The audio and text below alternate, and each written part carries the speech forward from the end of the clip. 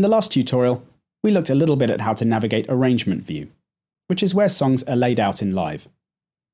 I showed you how to enlarge tracks, so you could see what's going on in the clips here, which are all recorded audio files from the classic JK track Too Young to Die.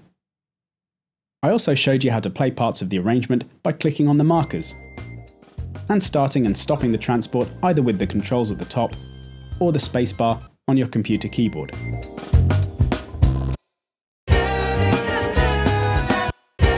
As you can hear, doing this makes the song restart from wherever the song position pointer is. So if you'd like to start it from a different place, you need to click on the waveform with the mouse, avoiding the coloured clip header at the top and red line here in order to do that.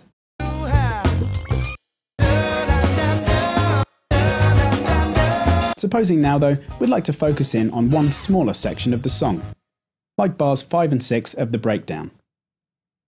Then what I could do is first zoom in by clicking on the grey strip at the top, or coloured bars above it, and then dragging up and down to zoom in and out, and left and right to move in either of those directions, until we're seeing the bit we want. The breakdown is 8 bars long, as you can see by the bar numbers at the top. And now I've placed the song position pointer in the middle here. When I hit play, it starts from there.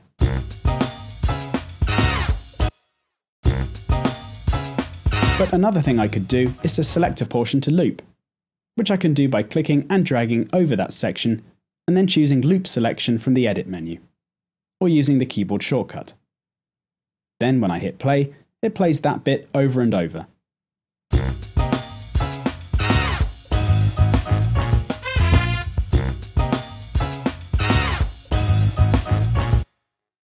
So, as revision again, let's hit the solo switch, so we're just hearing the drum track on its own. And maybe we want to make it a bit louder or quieter, which we could do using the bar in Arrangement View, or the fader in Session View. Now let's see how to make some edits to this. Firstly, the way you can slice a clip is to place the song position pointer on it and then choose Split. But at the moment, I can only place the song position pointer at the start of a bar, as this is the size of the grid. So if I right-click or control-click with a Mac on a track to bring up the context menu, you can see we get grid options here, which I could set to a quarter note instead of a bar, after which I can place the pointer at the start of beats, or a 16th of a bar at the start of every semiquaver.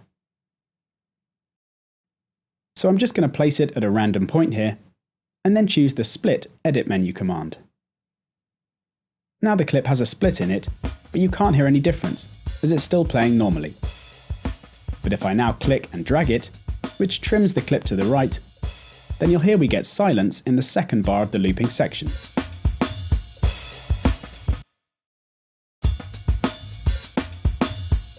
All editing like this is completely non-destructive though, so you never lose your audio, and can always get it back. So if I now extend the left clip here, I can restore the clip back to its original form.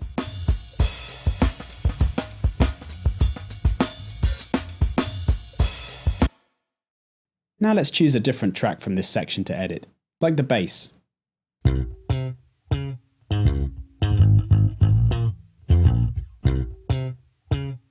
What I'm going to do is set the pointer at the start and choose Split, then set it at the end and choose Split. Then I'm going to go nuts and click on the clip to the right, which I do by clicking on the coloured strip at the top of the clip to select it, and then hitting Delete on my keyboard. And then click on the clip to the left and do the same. And now all we have on that bass track is that 2-bar audio clip. Like I said though, the audio is all still there, as you can see if I extend out either edge as with the drums to bring it back. But I'll undo that now. Of course, being a large audio file, it does use a bit more of your computer's CPU. So what you could do is choose Consolidate from the Edit menu if you wanted to create a new 2-bar audio file for that clip in your set. What I'll do now is solo the drum track as well by holding down the Control key on a PC or Command key on a Mac, and then clicking on the solo switch so both tracks are now soloed. And then I'm going to do some more interesting edits here, by chopping the drums clip up in the same way we have been just now, until I'm left with just a few of the drum hits.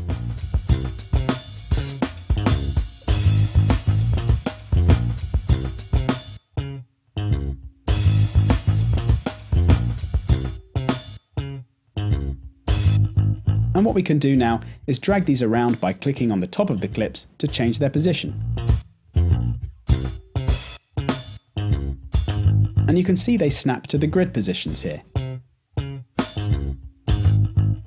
Or I can copy and paste them, which are again edit menu commands, which also have keyboard shortcuts, so I can do it even faster. But an even better shortcut here is to use the Option or Alt key on my computer keyboard, which I can hold down whilst dragging a clip to copy and paste it to a different place. So now I'm going to drag around these edited slices until I've made my own drum break.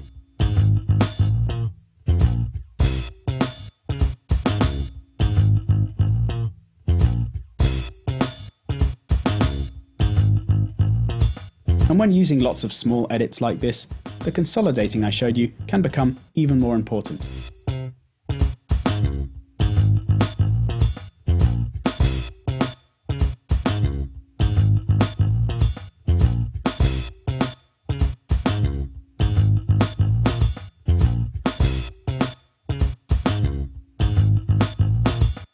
So it's sounding okay now, but a bit choppy. So how about we add some kind of loop over the top to make it a bit more flowing? To do this, I could use the free Loopmasters samples that come with the Remix project. These are found in the browser, opened up with the switch in the top left corner. Now if I click on 1 to access the library, I can open up Lessons by clicking on the triangle, and then Live Courses, Loopmasters bonus content, and I think I'll check out the percussion and top loops first. First though, I'm going to have to create an audio track to put the loop on. So I'll go to Create, and then Insert Audio Track. After which we get an empty audio track here. Now I'll drag a loop onto it. You can see the tempo of the loops in the file name, and this one is 100 BPM, which is the same as the session right now. So let's drag that over.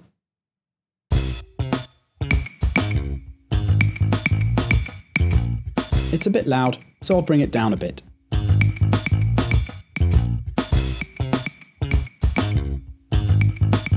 It's okay, but I'm after something even more continuous. So let's try something else.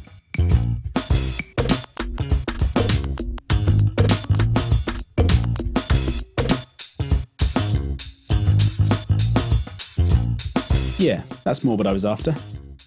And you'll notice that even though the tempo of the loop is much faster than my session, it's synchronized the loop automatically for me. However, I think I want my song a bit faster, so I'm going to speed it up by clicking and dragging on the tempo at the top.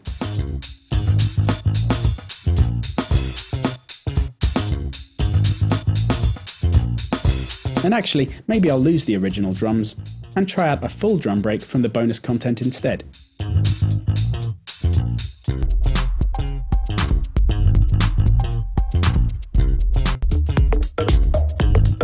Any that are too short can just be extended out and will loop, as you can see.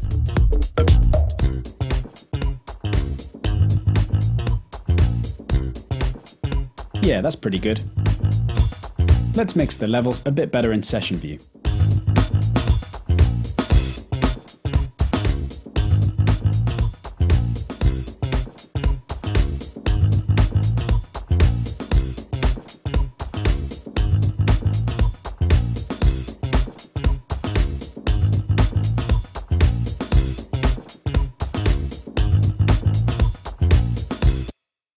And now I can try adding some of the musical loops to go with this maybe, which I'll drag onto a new audio track.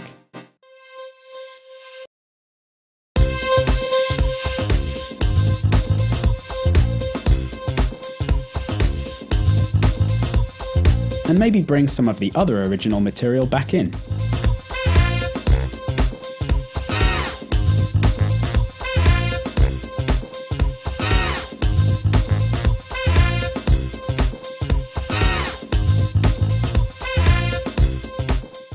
So now I've got a loop I'm liking, I could tidy up the arrangement a bit by clicking on the tracks I'm not using and hitting delete.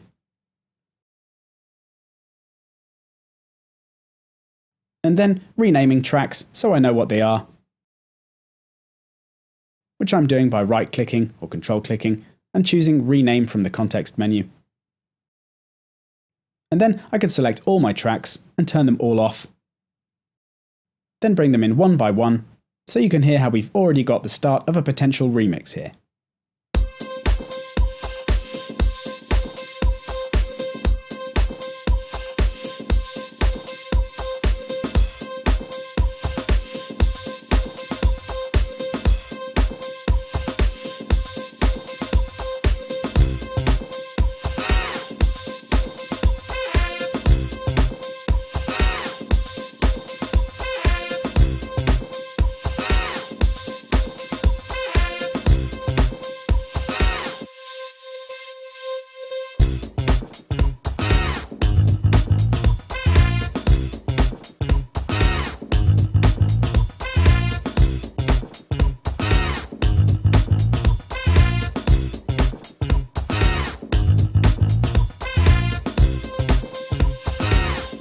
Next time, we're going to look at how to play in your own beats and musical parts using MIDI tracks.